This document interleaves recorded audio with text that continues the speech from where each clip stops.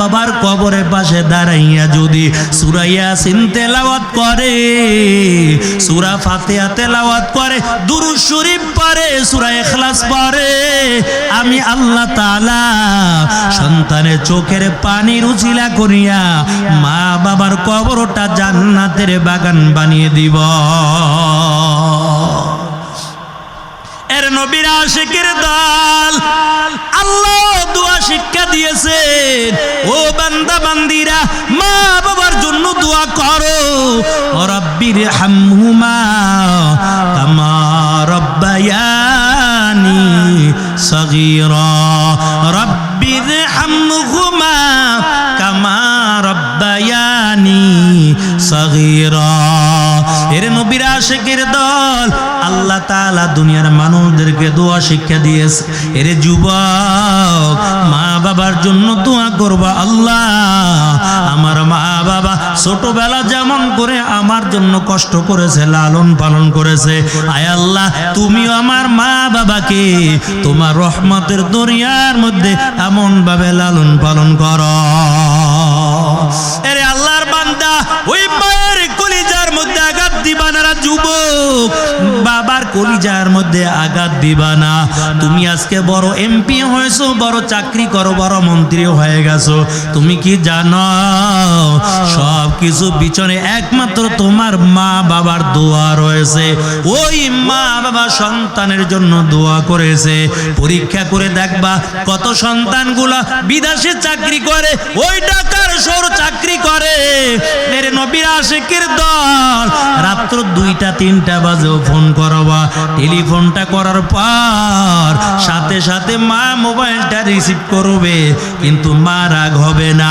মা যখন প্রসব বেদনা শুরু হয়ে যায় 30 থেকে 35 ডিগ্রি থাকে না, ওই মায়ের বেদনা 50 থেকে 55 ডিগ্রি হয়ে যায়। ডাক্তার বলো, বিজ্ঞান বলো, কয় মা এত যন্ত্রণা নিয়ে বাঁচতে পারে না। তবে আমাদের মনে হয় একমাত্র এর পিছনে বড় হলো আল্লাহর রহমত। আল্লাহর রহমত ছাড়া বাঁচা সম্ভব না। কত মা সন্তান ভূমিষ্ঠ হবে, দুনিয়া থেকে বিদায় হয়ে যায়, মার চেহারা সন্তান দেখতে পারে না, কারণ সন্তান দুনিয়ার জমিনে চলে আসে আর মা দুনিয়া থেকে বিদায় হয়ে গেছে। রে আল্লাহর বান্দা, এই যে কয়েকদিন আগের খবর, গোপালগঞ্জ কোতালিপাড়া, একসাথে 2টা মেয়ে সন্তান হয়েছে যমজ অবস্থায়। দুনিয়ার জমিনে যখন সন্তান দুনিয়ার জমিনের মধ্যে আসছে, 4 দিন পর মা দুনিয়া থেকে বিদায় হয়ে গেছে। এরে আল্লাহর বান্দা, ওই মহিলার আরো 2টা সন্তান, কিন্তু একসাথে যমজ যখন 2টা কন্যা সন্তান হয়, 4 দিন পর মাও দুনিয়া থেকে বিদায় হয়ে গেছে। এরে নবীর আশিকের দল, কিন্তু 4 দিন পর যদি মাও দুনিয়া থেকে বিদায় হয়ে যায়, এই যে আজকে দেখলাম বাবাকে মিথ্যা মামলা দিয়া তারপরে জেলখানার মেহমান বানাইছে। ওই গরিব ফ্যামিলির মধ্যে তাদের দেখার মতন কেউ নাই, মাও দুনিয়ার জমিনের মধ্যে নাই। একটা গরিব ফ্যামিলি, বাবা রুজি করে করে খাবার কিনে আনতো আর সন্তানের চেহারার দিকে তাকাইয়া কান্না করতো, কারণ ওই সন্তানগুলো তো আজকে মা বলে ডাক দিতে পারে না। এরে আল্লাহর বান্দা, ওই সন্তানগুলো দেখা যায় আজকে খেলার মাঠ থেকে যখন বাড়ি আসে, ঘরে ঢোকার পর মায়ের চেহারা দেখতে পারে না। এই জন্য আমার আল্লাহ তাআলা পয়গম্বরকে ডাক দিয়া বলেন, নবী আমার, আপনাকে আমি এতিম বানাইয়া তারপরে এতিমের কষ্টটা আপনাকে বুঝাইলাম।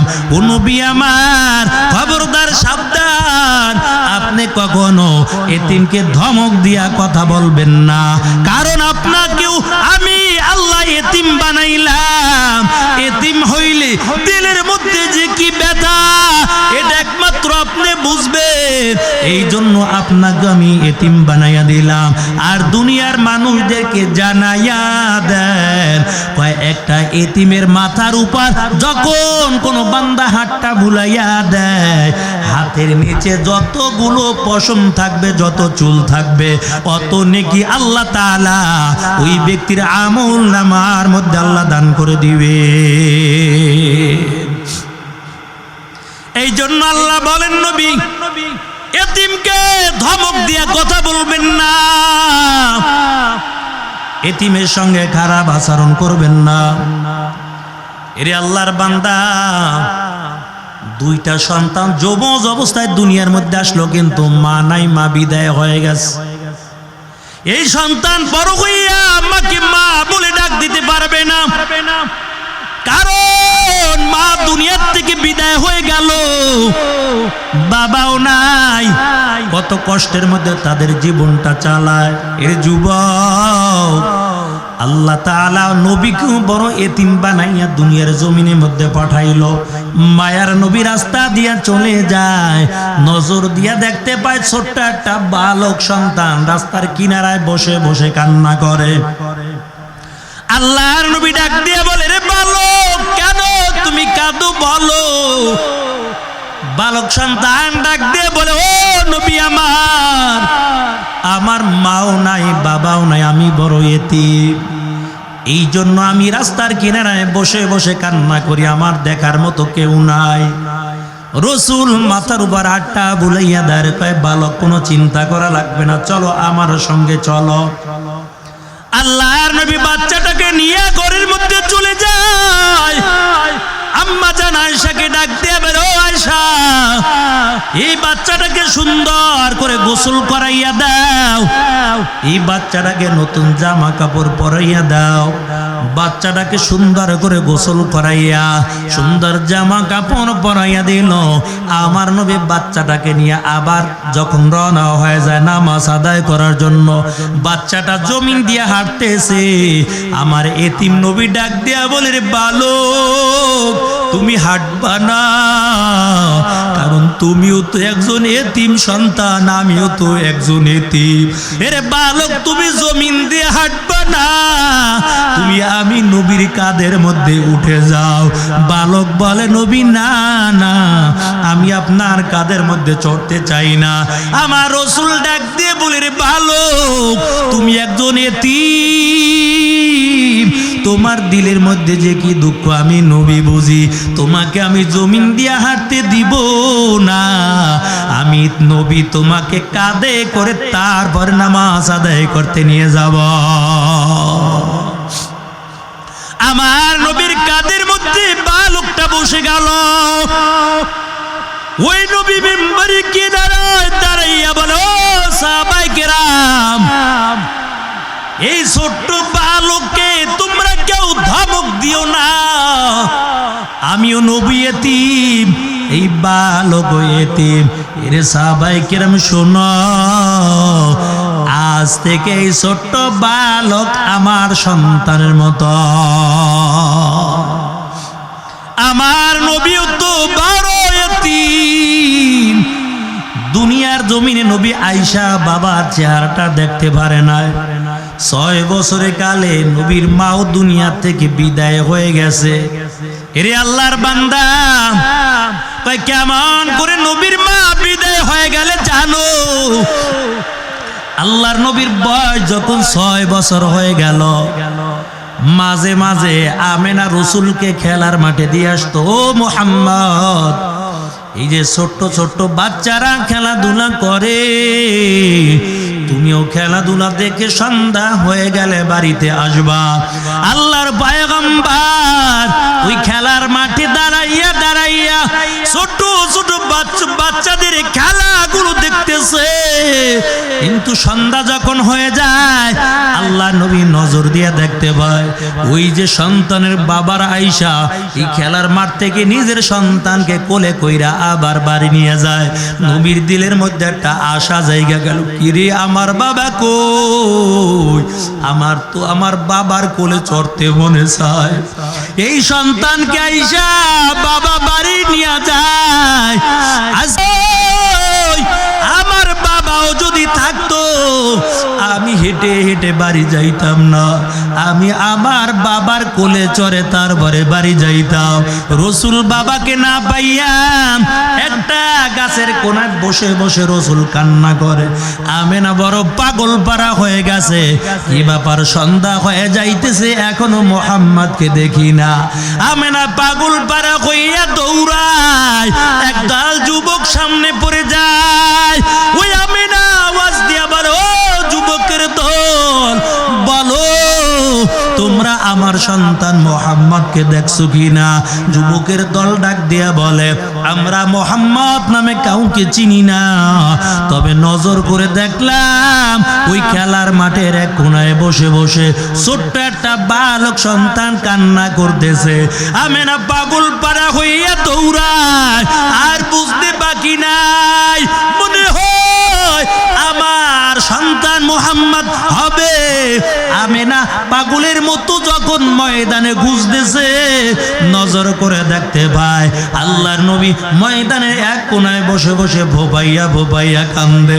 আমেনা ডাক দিয়া বলে, রে সন্তান, বলো তোমার দিলের মধ্যে কি দুঃখ, কেন তুমি কান্না করো? ওই মোহাম্মদ ডাক দিয়ে বলে, মা আমার বাবা কই, বলো আমার বাবা কোথায়? আমেনা বলে, সন্তান, কেন এখন তোমার বাবার কথা মনে পড়ে গেল? আল্লাহ নবী ডাক দিয়ে বলে, মা সন্ধ্যা যখন হয়ে যায় এই খেলার মাঠের বাচ্চাগুলোকে তার বাবা আইসা কোলে করে নিয়ে যায়, আমি তো আমার বাবার কোলে একটু চড়বো। ও মা বলো আমার বাবা কই? কথাটা শোনার পর আমেনার চোখ বেয়ে বেয়ে পানির ফোঁটা জমিনে পড়ে। আল্লাহ নবী ডাক দিয়ে বলে, মা তুমি কেন কাঁদো? তোমার দিলের মধ্যে কি দুঃখ? আমেনা ডাক দিয়ে বলে, সন্তান, ওই তোর বাবা ব্যবসার জন্য যখন অন্য দেশে চলে যায় আর ফিরে আসতে পারে না, দুনিয়া থেকে বিদায় হয়ে গেছে, আর কোনো দিন তোমার বাবার চেহারাটা দেখতে পারবা না। নবী কান্না করে বলে, মা আমার বাবার কবরটা কোথায়? একটু আমার বাবার কবরটা আমি দেখতে চাই। কোন কবরের মধ্যে আমার বাবাই ঘুমানো, আমি একটু আমার বাবার কবরটা দেখতে চাই। আমেনা আল্লাহর পয়গম্বরকে নিয়ে বাড়ি চলে যায়।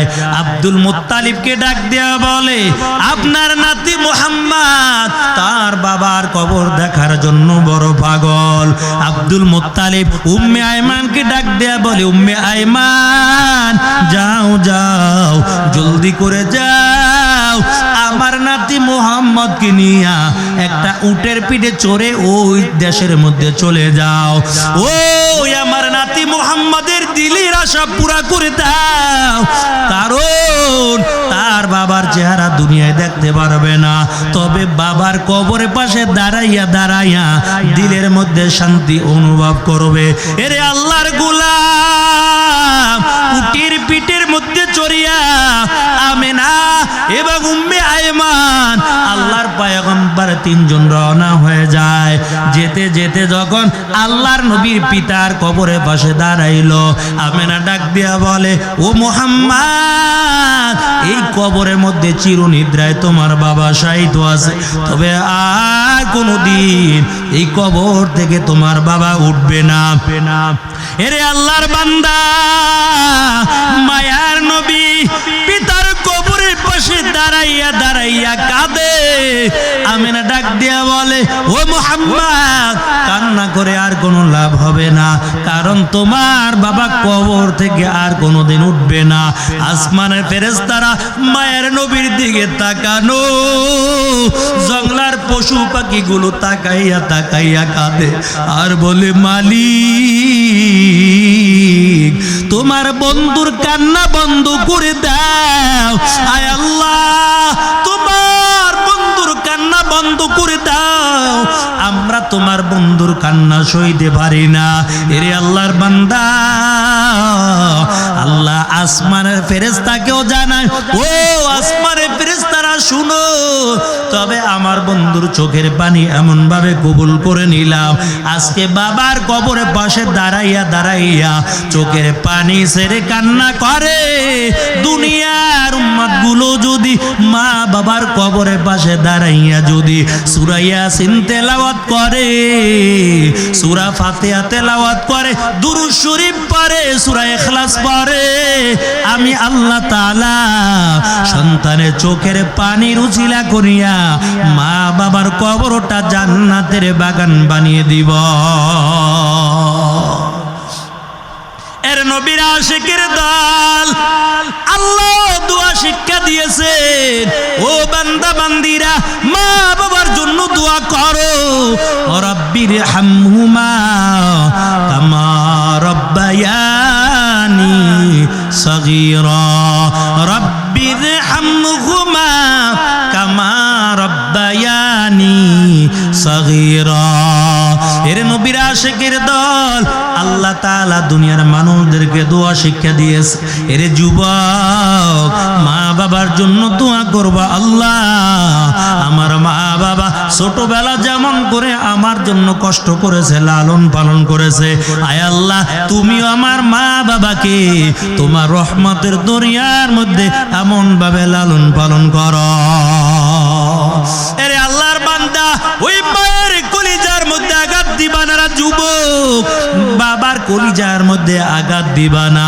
তুমি আজকে বড় এমপি হয়েছো, বড় চাকরি করো, বড় মন্ত্রী হয়ে গেছো, তুমি কি জানো সব কিছু পিছনে একমাত্র তোমার মা বাবার দোয়া রয়েছে। ওই মা বাবা সন্তানের জন্য দোয়া করেছে।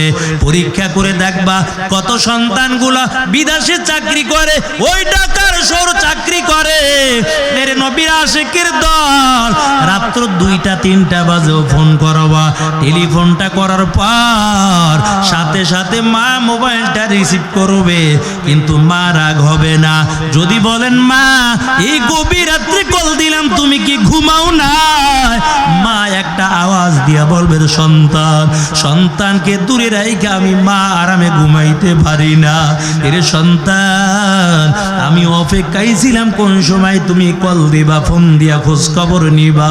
এরে আল্লাহর বান্দা, আর পরীক্ষা করে দেখবা রাত্র 12টা-1টা বাজে যদি বিবিকে কল দাও, 1 দিন দিলা, 2 দিন দিলা, 3 দিন দিলা, এমন একদিন বিবি গরম হয়ে যাবে আর বলবে মাত্র ঘুমাইলাম, গভীর রাত্রে ফোন করে করে কেন আমাকে ডিস্টার্ব করতেছ?